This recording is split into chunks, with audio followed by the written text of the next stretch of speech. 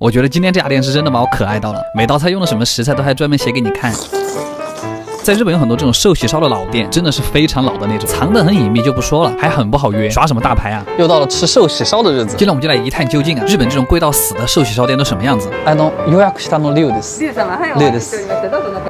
6度3分で大丈夫。はい、すき焼きは2回ですね。はい、今ご案内させていただきます。对，进这种店的第一步一般都是脱鞋，然后你们就会发现，把我们带上楼的、带进房间的，再是介绍菜单的，最后是帮我们烤肉的，是4个不同的姐姐，感觉莫名的高端。点菜的流程非常复杂，但总结下来其实就是超贵跟巨贵2个选项。不过说回刚才的前菜，还好这家店的前菜只有1道，这道菜就叫水无月。这其实里面每一小坨都还挺精致的。这个是鸡蛋红豆糕，吃起来像那种微微泛甜的鸡蛋布丁，我喜欢。然后是一块不知道涂了什么酱的烤鱼，上面是芹菜的碎末，非常清奇的搭配。然后是一小颗牛肉，他们专门在牛肉的外面涂了一层牛肉末。接着是一些6月限定的蔬菜，然后上了2盘巨可爱的刺身拼盘，这颜值比味道还要好。鲷鱼、金枪鱼跟乌贼蘸酱油就可以吃了，但海胆还是要好好品味的。拼盘最上面是一坨和牛寿司，肉只有外面的一圈是熟的，吃起来巨嫩，特别美妙。然后是一份类似茄子煲的东西，它这个味道真的是巨奶，就像加了奶油一样。里面的鱼肉还特别下饭，真好吃。烤的2条鲶鱼就还一般，不过刺儿都是挑走了的。然后又是一份特别可爱的菜，烤和牛，看看这个肉质，软的像夹了一坨雪花，一次吃2坨。巨软，不知为什么又想听莫文蔚的歌了。然后看到阿姨悄悄的把锅端了进来，我就知道我们要到最后的主菜了，一份寿喜烧，一份小火锅。这个也是阿姨全程帮我们弄，我们就不糟蹋了。吃之前还要介绍一下各个蔬菜的产地，然后2个套餐里面总共有6片和牛，其实已经很多了哈。然后都是6种不同的吃法，特有仪式感。第一片是蘸着生鸡蛋液吃，哇，这个生鸡蛋液可以把和牛脂肪的那个甘甜给衬托出来。然后是柠檬秋葵味儿，又是奇怪的组合呢。火锅涮的就完全不同，缠绕着这种蔬菜的清香。然后这种高级餐厅的甜品你们都懂的，肯定会是什么昂贵的水果。阿基推荐指数9分，看玩意儿。今天这顿寿喜烧啊，真的是吃出了疑惑 ，respect。Hello， 大家好，我是阿金。上一次我们不是去了一家1886年开业的寿喜烧店吗？那非常的好吃，所以我又去搜了一家。今天这家店更夸张，1872年开的业，我那个时候好像才刚上初中。话说1872年到现在已经有149年了，还差1年就可以到那个了。ちょっと遅くなったようです。はい、どうぞお願いします。下までこちらで、はい。我们预定的是他店里面最大的那个包间，一走进来就能感觉到那个年代的味儿，不是指嗅觉哈。这位就是今天帮我们烤肉的阿姨，长得有点像我以前的班主任，非常害怕。他家也是不能点菜的那种餐厅，只有一个贵的套餐跟一个便宜的套餐。那我们2个都点吧。接着热油热锅的时候会给你上一点小菜，先上的是煎鱼刺身。为什么来吃寿喜烧我也要吃生的？然后这个比较好吃，是一碗荞麦米饭，里面还有一坨烤的鳕鱼，就着荞麦米一块吃，感觉自己可以活到199。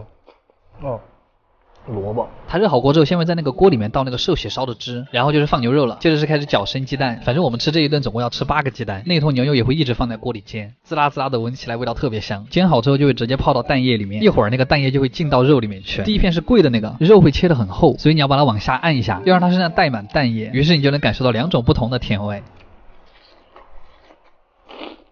第一碗其实它只是纯肉，让你先过一下肉瘾。从第2盘开始就会在里面加一些菜，洋葱、金针菇这些。对了，第2盘因为加了洋葱、金针菇和豆腐，所以汤汁会变得没有那么油腻。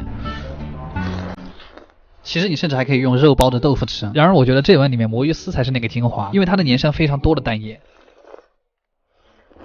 这个葱好好吃。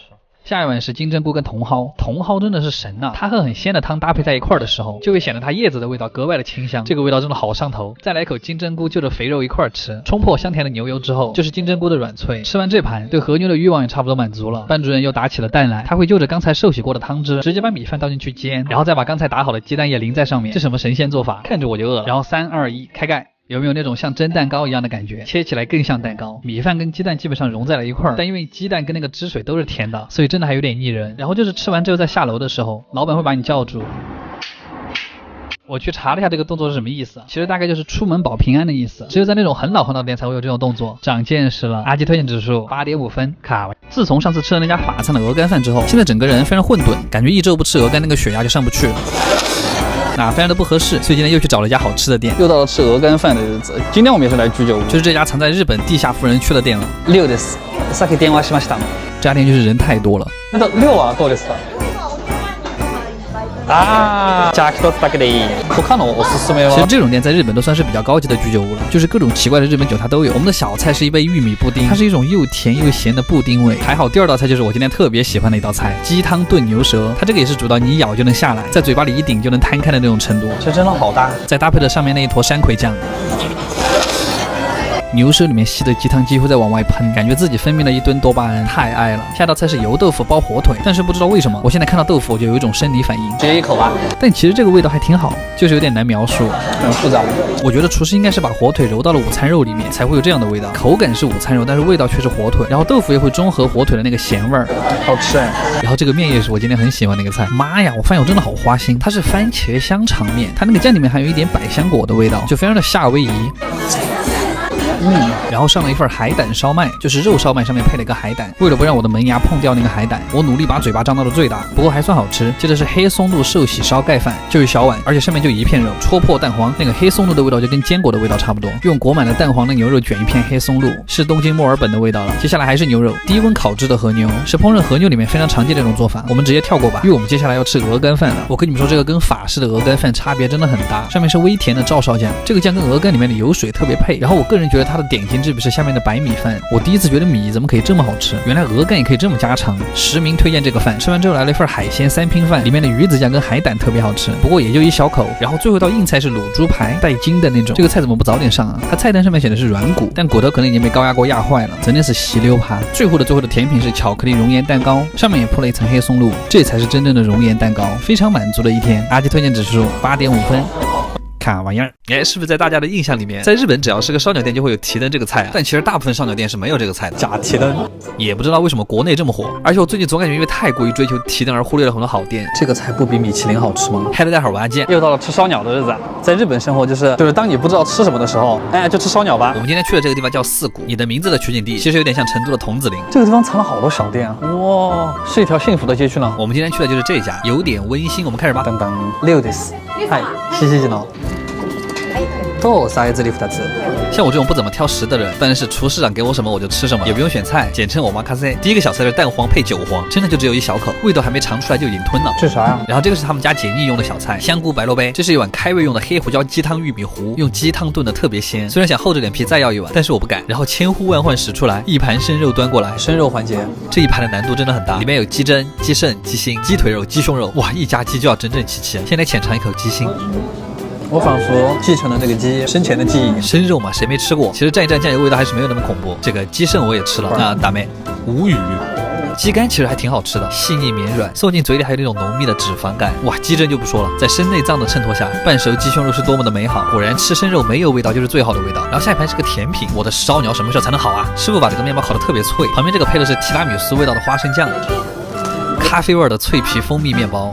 再来个。终于到了第一个串儿，白白胖胖的鸡胸肉，多汁弹滑的鸡胸肉，点缀一丢现磨的山葵，我又可以了。下去是青椒鸡心，果然还是熟的鸡心深得我心，炙烤之后的鸡心充斥着炭火味，吃起来特别有嚼头，哇，甚至有那么一点川菜的味道，绝了！我以为我能认真吃肉的时候，不速之客来了啊！沙拉，内心是拒绝的，但是为了能活到150，还是吃一口吧。哦，真难吃。接下来这串金葱烧鸟，我的爱，他选的最粗的那种葱根，这串烤的外皮焦脆，内里肉汁充沛。今天的单压是不是有点多？肉里还有一丝嚼劲，趁热吃真的无敌了。再来一串银杏，外表金光，吃起来软糯。那咱们就是说，一口4颗就会翻车，压上瘾的这是无语。哇，来了串大的，烤紫苏鸡胸肉肉馅儿，这一串满满当当的肉馅儿，有点像过年家里调的纯肉饺子馅儿，用小鸡蛋、蛋黄液滑滑嫩嫩的包裹肉馅儿，会让口感更丰富，也让鸡胸肉的味道变得更鲜了。肉烤得来流油，就很适合配点蛋黄。假提灯，一口灯。一口肉，一菜两吃，我真有才，像爆珠哎！接着一盘炭烤豌豆，疑惑，它其实里面还是新鲜脆嫩的，还是保留着蔬菜的清甜，怎么突然很想念干煸四季豆？还是那个好吃。这串炭烤鸡翅是肉眼可见的油光发亮，它是把肉骨展开了，方便你啃，所以这串跟我脸一样大。来吧，果然还是鸡皮比较香，焦脆的鸡翅皮一进嘴就爆油，而且因为烤得很焦就不会腻，这个鸡皮反而和里面的肉一样有韧劲。这一块肉是最香的。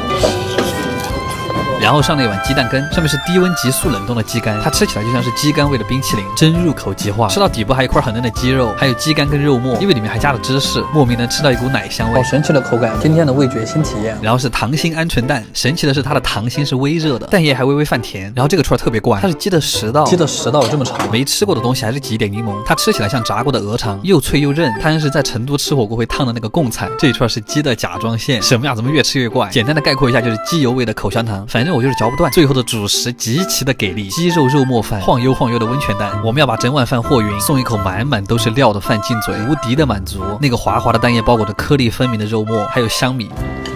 它里面还有点微甜的照烧酱。干完一碗饭，再来一碗超浓鸡汤。日渐圆润就是这么来的。总结一下这家店，果然食材原本的味道才是最美的。哇，突然上升了一个高度。阿基推荐指数9分，卡哇伊2。